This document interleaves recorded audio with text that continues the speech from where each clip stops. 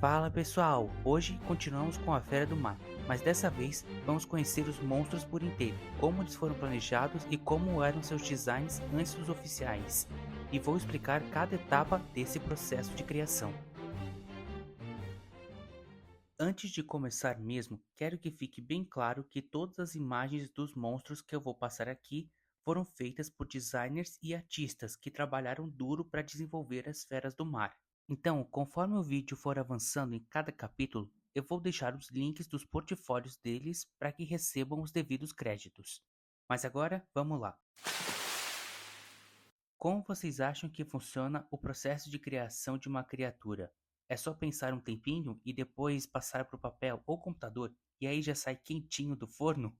Olha, quem me dera. Mas não é isso não. Leva semanas, às vezes meses para terminar. Tem que estudar, ver combinações possíveis, planejar, analisar, opinar e ver se serve para o público-alvo. E isso é só a ponta do iceberg.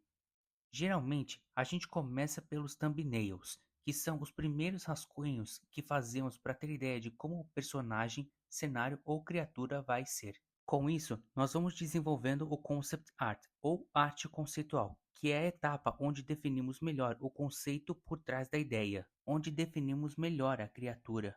Depois, o model sheet, que é a etapa do visual definitivo do personagem e a padronização dos movimentos e aparência. Só aí passamos os personagens para o computador, para modelagem 3D ou desenho digital. Hoje em dia, a maioria das animações são feitas assim.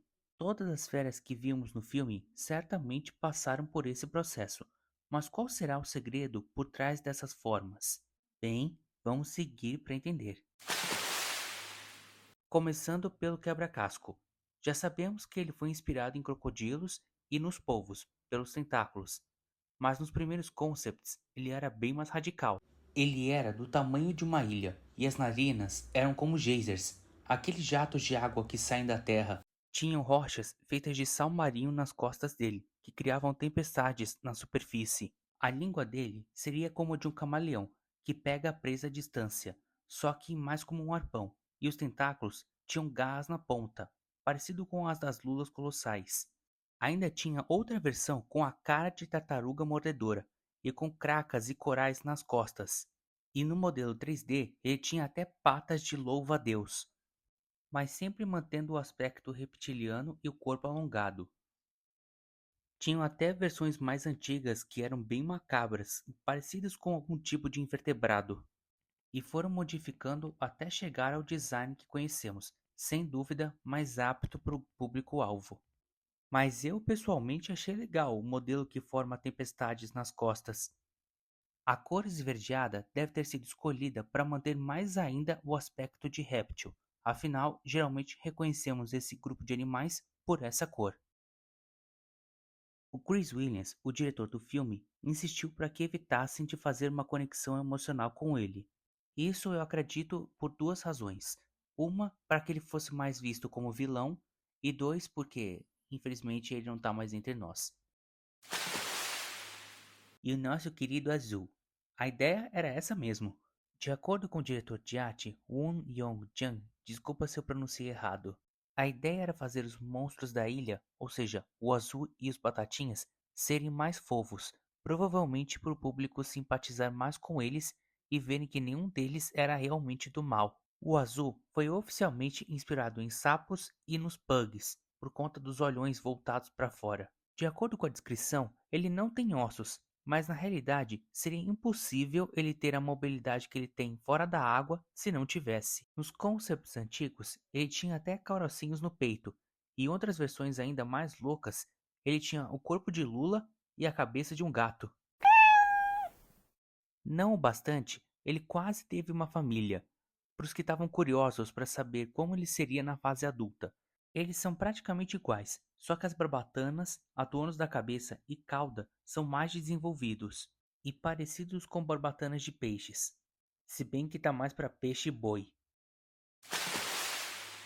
Já os batatinhas, Deus do céu e do papel, que é isso, hein? pois é, esse era o design antigo dele. Desde o início, eles tinham uma forma arredondada, múltiplas patinhas, só que doidamente pelo corpo todo, e uma bocarra com dentes arredondados. A cara dele se parecia com a de um blobfish ou de uma baleia, e tinha até um espiráculo, e o rabinho seria curto e torto. Os chifres eram mais visíveis, do lado e em cima da cabeça, além das presas, que ficavam expostas. Mas os nenéns sempre foram redondinhos que nem biscoito de polvilho, e com menos dentes.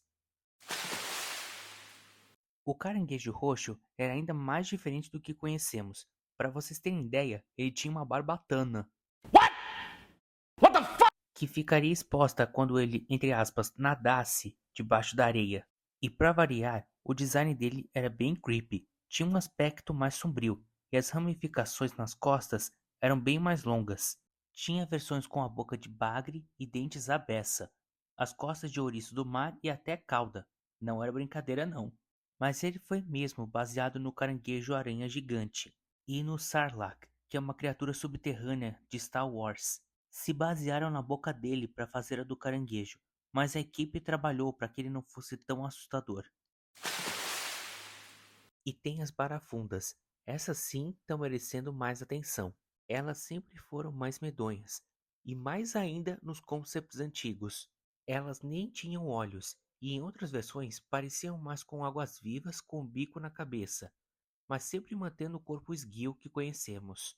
E garras nas pontas dos tentáculos. Rapaz, se elas tivessem mais tempo de tela, aposto que ia fazer um estrago. Não é à toa que só a vermelha é que dá medo nelas. E, falando na própria,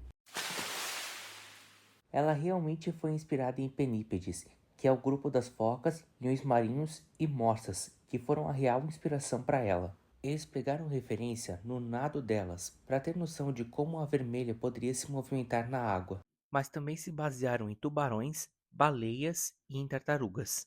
Os olhos dela foram baseados nos de gatos, assim como os do Banguela. Por esses e outros motivos, eles se parecem muito. Graças aos olhos e às expressões faciais, eles nem precisam falar para entendermos bem o que estão sentindo.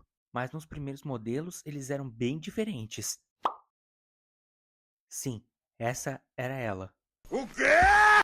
Tinha chifres de coral, guerras de peixe e de axolote, aquela salamandrinha fofa, aceito doações. Patas conventosas e membranas, e tinha até uma com cauda de cavalo marinho, mas sempre manteve a cor vermelha. E conforme foram trabalhando, focaram principalmente na cabeça. Sempre adicionaram algum detalhe chamativo, tipo adornos e ramificações ao longo do pescoço, até parecidos com cabelos. E tinha detalhes em preto. Gente, para tudo agora que eu tenho uma baita revelação para vocês. Juro que eu só descobri isso agora. Olha e choca. Que rufem os tambores!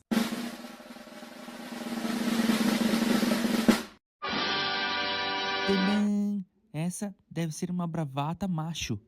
O quê? Não acredito. Bem como eu imaginava, ele é laranja, tem detalhes mais rústicos e a cauda fica na vertical. E nada impede que possamos ver ele na continuação da saga. A propósito, não se esqueçam de deixar o like e se inscrever no canal. Mas é isso por hoje, pessoal. Obrigado por assistirem e semana que vem tem mais. E tchau para todos.